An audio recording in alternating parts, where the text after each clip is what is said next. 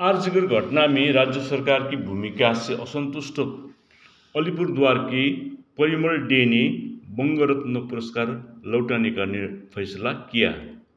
अलीपुरद्वार के एक वरिष्ठ शिक्षक परिमल डे ने रविवार सुबह करीब 11 बजे अलीपुरद्वार प्रेस कॉर्नर में एक संवाददाता सम्मेलन में राज्य सरकार द्वारा दी गई बंग रत्न उपाधि वापस करने की घोषणा की।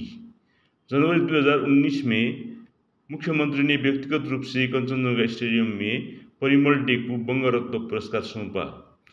हालांकि हाल ही में आरजीकर अस्पताल में महिला डॉक्टर के साथ बलात्कार और हत्या को लेकर राज्य से ही पूरे देश में हड़कंप मच गया था। जीवन के सभी क्षेत्रों के नागरिक पार्टी संबद्धता की परवाह किए बिना वीरंगना के दोषियों की गिरफ्तारी और सजा की मांग को लेकर विरोध प्रदर्शन कर रहे हैं।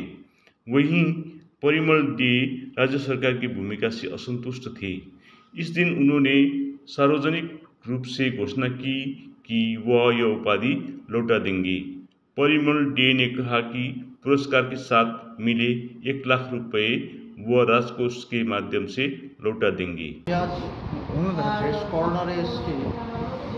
নিজের তাগিদে বিবেকের আহ্বানে গত 2 সপ্তাহ ধরে সমগ্র দেশে পশ্চিমবাংলায় আরজিকরের ঘটনা প্রবাহকে নিয়ে একটা উত্তাল আন্দোলন শুরু হয়েছে। একজন চিকিৎসক ধর্ষিতা হয়েছেন এবং নারকীয়ভাবে তাকে হত্যা করা হয়েছে।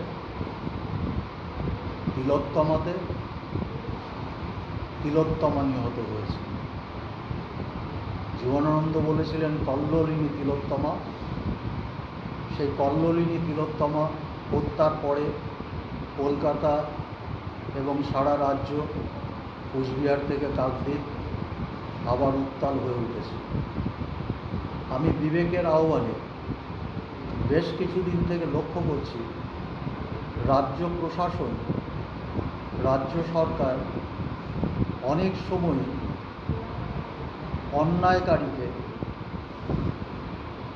দুর্নীতিপরায়ণদের আশ্রয় দেওয়ার জন্য হাইকোর্ট, সুপ্রিম কোর্ট পর্যন্ত দৌড়চ্ছে, যেটা বেদনাদায়ক।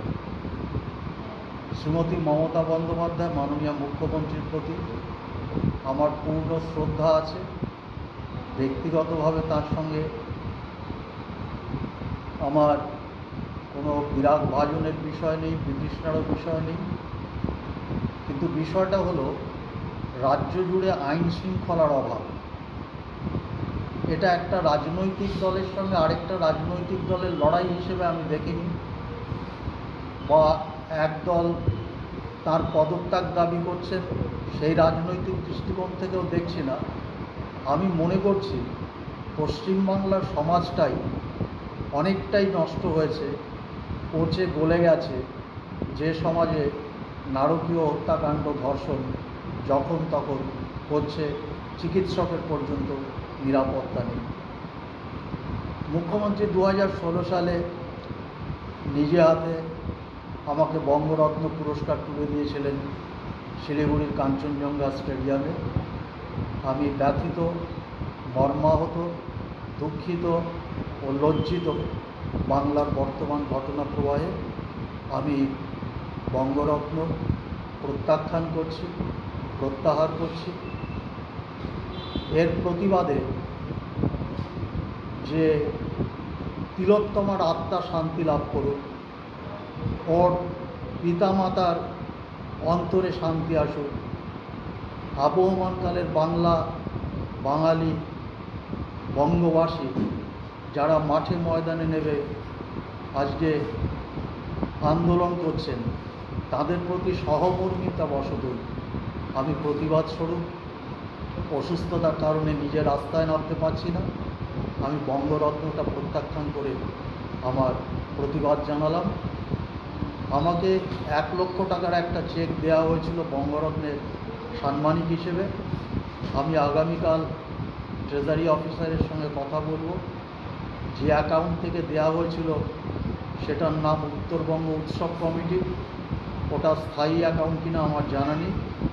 যদি স্থায়ী অ্যাকাউন্ট হয়ে থাকে আমি খোঁজ নিয়ে সেখানে আগামীকালই 1,00,000 টাকার চেক জমা দিয়ে দেব। অথবা যদি সেই অ্যাকাউন্টটি বর্তমান না থাকে তাহলে কীভাবে টাকাটা ফেরত দেওয়া যায় সেটা আমি ট্রেজারি অফিসারের কাছ থেকে একটু বুঝে নেওয়ার চেষ্টা করব। আমার অন্তরাত্মার বেদনা, মমতা বন্দ্যোপাধ্যায় সমাজ কল্যাণমূলক অনেক কাজ করেছেন যা এশিয়া মহাদেশে অনেক রাষ্ট্রনেতাই করতে পারেননি, সেই জন্যে তিনি খ্যাত হয়ে থাকবেন। কিন্তু পাশাপাশি একথাও বলতে হয় তার বহু সিদ্ধান্ত বাঙালি জাতি আত্মঘাতী বলে মনে করছে। নীরজশ্রী চৌধুরী একদিন লিখেছিলেন আত্মঘাতী বাঙালি। আমিও বলব মাননীয় মুখ্যমন্ত্রী সিদ্ধান্তগুলো আত্মঘাতী হচ্ছে, যে বাঙালি আজ উত্তাল হয়ে রাস্তায় নেমেছে। আবারও বলছি, এটা রাজনৈতিক লড়াই নয়, এটা সমাজ পরিবর্তনের লড়াই। ইনহিউম্যানিটির সঙ্গে হিউম্যানিটির লড়াই, হিউম্যানিটির সঙ্গে ক্রুয়েলিটির লড়াই, মনুষ্যত্বের সঙ্গে অমানবতার লড়াই। আমি এভাবেই ব্যাপারটাকে দেখেছি এবং আমার সহমর্মিতা জানানোর জন্যে এই রাজ্যের তৃতীয় সর্বোচ্চ পুরস্কারটি প্রত্যাখ্যান করা ছাড়া আর কোনো পথ বিকল্প ছিল না। আমি মুখ্যমন্ত্রীর পদত্যাগ দাবি করছি না, সরকারের পদত্যাগও দাবি করছি না, কিন্তু আমি এটা দাবি করছি যে নৈরাজ্যের অবসান করবে, রাজ্যে ফিরে আসুক শান্তি এবং শৃঙ্খলা। মানুষ আবার বলুক যে আবহমানকালে বাংলা ও বাঙালি বেঁচে আছে, জেগে আছে এবং তারা জেগে থাকবে।